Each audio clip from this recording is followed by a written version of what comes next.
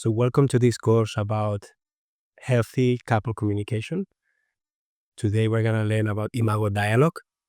And this is a practice that we have been practicing for a few years now. And we have found this practice very healing, very nurturing, and it has allowed us to stop fighting and start seeing each other and heal wounds and be able to talk about very difficult and triggering topics with safety. Things that make snot bubbles come out your nose and tears are running out of your eyes and you're it just it's there's no other way to explain it other than when we're touching those really deep places, it's always going to surface and feel good. It's like how we organize. We don't know how it's going to work out, but when we go and help someone declutter and organize their space, it always feels like a huge weight's been lifted. Space and opportunities appear, and the anxiety and stress are gone about it. Yeah. We were introduced to this practice by a friend. She recommended a book from Harville Hendricks, Getting the Love That You Want. And then from there, we give it a try, but we didn't get it right away.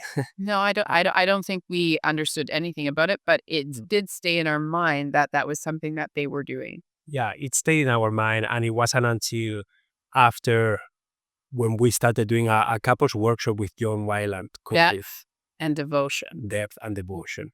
Thank One, you, John. one of the techniques that we learned from that course that we are still doing is Imago Dialogue. Yeah, huge. So Imago Dialogue is a technique that is going to allow you to create safety with your partner. It's going to allow you to look at things that are very triggering in a way that you can receive and you can share, and your partner can do the same. And it has a structure that we will share about, but it's very important to follow the structure. It's also the gateway to forgiveness that we don't even realize how much we're holding onto against our partner or the person that we share space with the most. Because this Imago Dialogue, it isn't just for partnerships. I use it in my friendships now. I've used it with my parents. It is a wonderful tool. And it's not just about intimacy, but when you do it with your partner, it's like clearing all of the stuff, seeing them again for who they are and why you're together, and just being turned on and being able to connect sexually and with intimacy with an open heart. There is no more resentments. There is no, I can't forgive you for this, or remember when this happened. All of that gets out of the way. Get out the way. Yeah. And there needs to be a willingness from both people to do this, to be in this space. There has to be consent.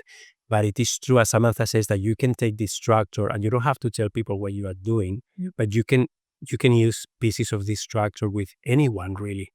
You can validate, you can empathize, you can mirror. People don't know what you are doing, but they can feel it. It's unconscious. Yeah. They can sense it. You will become a way better listener, and people are going to feel safer around you, and they're going to be more willing to share and to be vulnerable with you. So Which is why you also have to protect yourself when you become aware and you become really good at listening. There are people who unconsciously will just start to dump and share. And if you're not conscious of what's happening, you end up carrying all of this stuff that they felt so comfortable and relaxed sharing. The benefits for me from Imago Dialogue, because most likely, and I don't mean to be gender biased, and it doesn't matter if there are two genders. Gender doesn't matter in this form of communication. So whether you're part of the LGBTQ2 spirit, this is a tool for human communication. And it most likely will be the person who's most in touch with the feminine who brings this tool, because all we want is more love. We don't want disturbance. We actually don't want drama, even though sometimes we can get pulled into it. And this tool help eliminate all of that.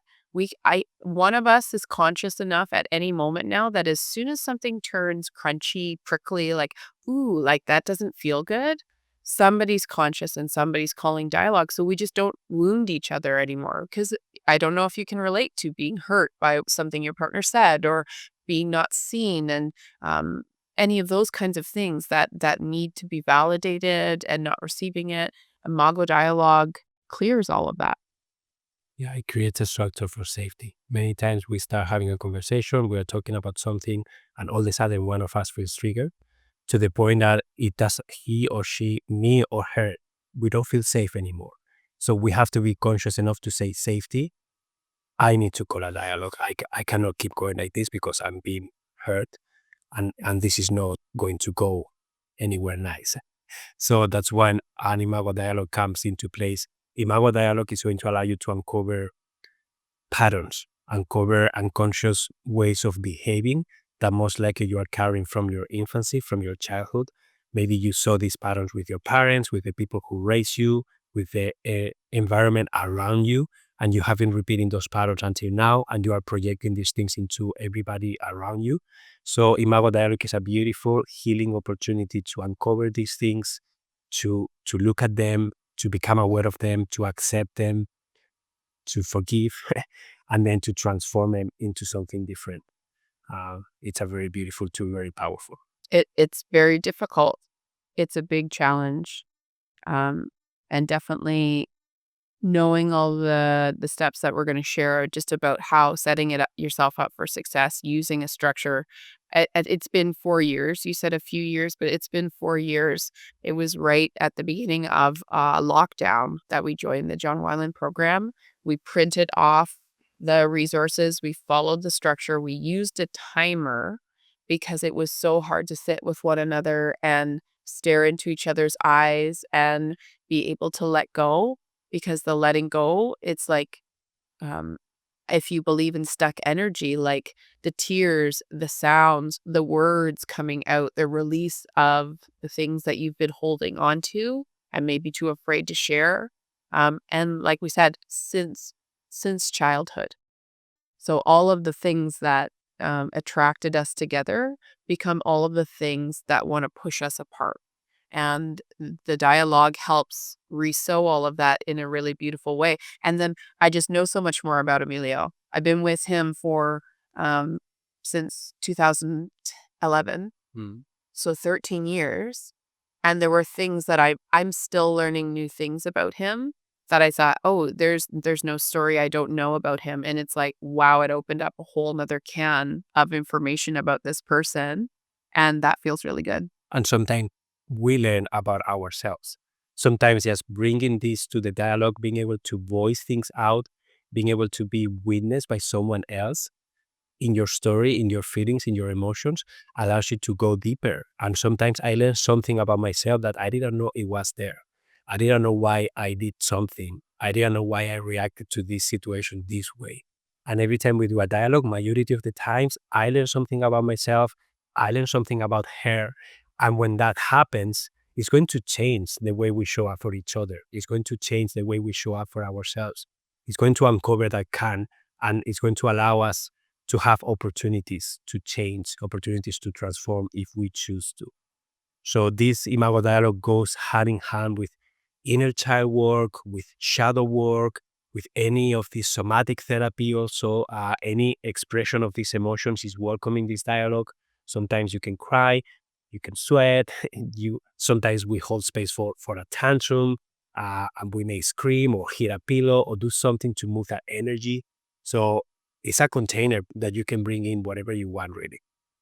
It's the yoga for communication as well. So if you align or have ever tried yoga or meditation, this is a practice. So of course, you don't just maybe some people are naturally, but you don't just show up to a gymnasium and be an all-star ring master or bar master. Every time you get started, it was hard.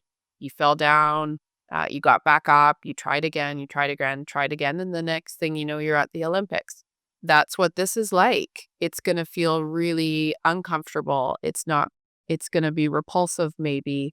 Um, but the truth is if you truly are connected on why you're together and why you are sharing space or anything like that, it's consensual.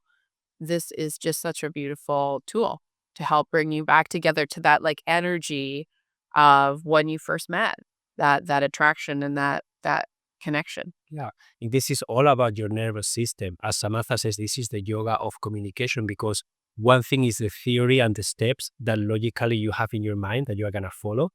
Another very different thing is to actually be in front of someone, looking at their eyes, feeling those emotions, and then be able to be present with them, be able to be present with what's present for you, what's present for the other person, the energy that is going through, the trigger, the emotional charge that you may feel. That's going to have an impact in your nervous system. And you have been used to those dynamics for so long that is so ingrained that when you try something different, you just have to practice it. You have to relearn in your nervous system. You have to rewire so that you don't react the same way to the same things, and you can start practicing something different. And that's why the practice, this Imago Dialogue, creates a container that becomes a playground for you to practice that new way of communication in a safe environment. Because we're going to make mistakes, because it's going to be clunky, because we're going to step up into the unknown. And sometimes we don't know what we're doing. We just have to create new ways of reacting and behaving, and the nervous system is going to be reacting differently. That's why this is such profound work, healing work. I want to say some people some time too, that we both came into this as willing participants. Yeah.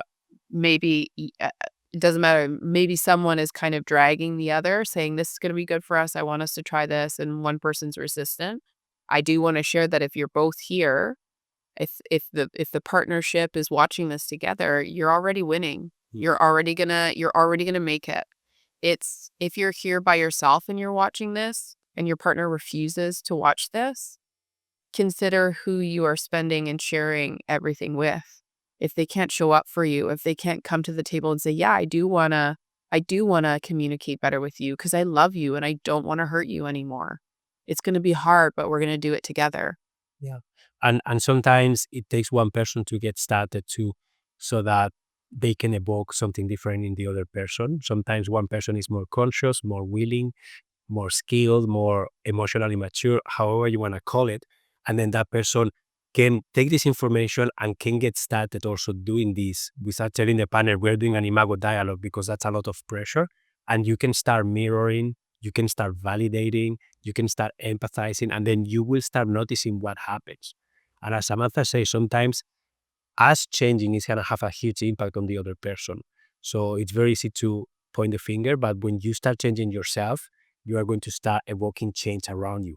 And over time, if you don't see any change and you are doing your best, maybe you need to have further conversations, right? And honest conversations about the reasons why you are together. But get started now, be curious, be willing to give this a try. I hope that you both are here, and I hope that you both are willing to step into the unknown. It doesn't have to be perfect. It's okay to make mistakes.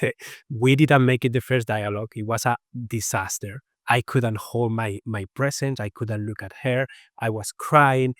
It was too much for my nervous system. But that's already doing the work. And it was true. I was ready. I was a mountain and I was embodying my masculine and I was killing him with my gaze. I was feeling like doing this. Yeah.